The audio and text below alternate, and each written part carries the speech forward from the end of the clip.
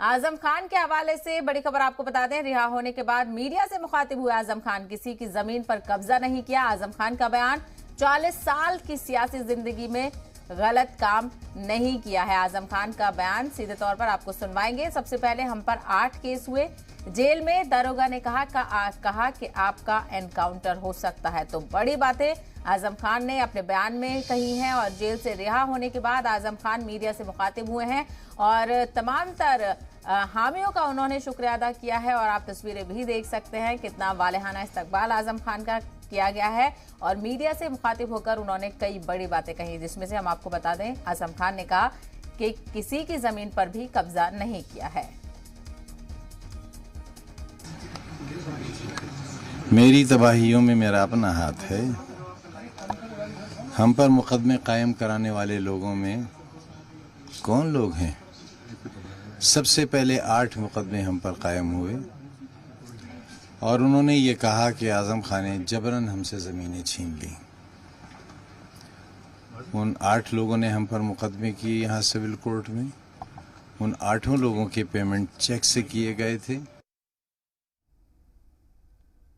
कि मुसलमानों को जो भी सज़ा मिल रही है उनके राइट ऑफ वोट की सज़ा मिल रही है।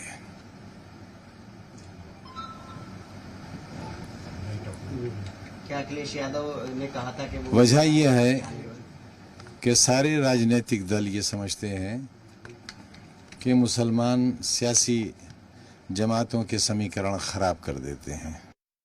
वो तकरीर मेरी एक दिन में कई करोड़ लोगों ने सुनी थी।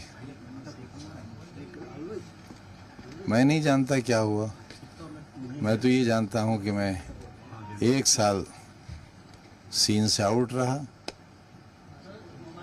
क्योंकि पुलिस कहती थी कि एनकाउंटर हो जाएगा और 27-28 महीने में एक ऐसी कोठरी में रहा जिसमें उन लोगों को बंद किया जाता था जिन्हें 2 दिन बाद फांसी देना होती थी।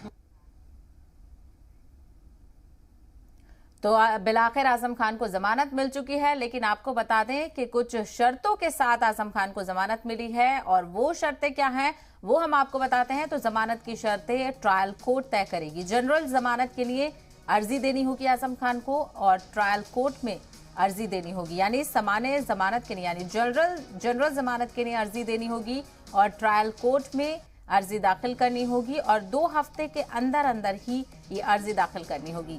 जमानत मिलने तक उबूरी अहकामात नाफिज रहेंगे।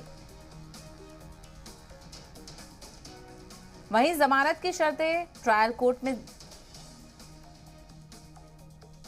तो आपको बता दें गलत तरीके से एनओसी लेने का इल्जाम आजम खान पर लगाया गया है और स्कूल के लिए एनओसी लेने का मामला था जिस पर गलत तरीके से इल्जाम उन पर लगाया गया है और 2020 में ये मामला दर्ज हुआ था। आजम खान के खिलाफ 89वें केस में ये सुनवाई हुई है। आजम के खिलाफ चार्जशीट दाखिल नहीं की गई है। तो आप ग्राफिक्स के जरिए देखिए, हम आपको बता रहे हैं 3 लोगों के खिलाफ ये चार्जशीट दाखिल की गई थी और गलत तरीके से एनओसी लेने का इल्जाम भी आजम खान पर लगा था और स्कूल के लिए एनओसी लेने के मामले में। और ये जमानत मिलने की शर्तें हैं कुछ, और ये 2020 में केस दर्ज किया गया था जिसमें आपको बता दें आजम खान के खिलाफ 79वां ये केस है।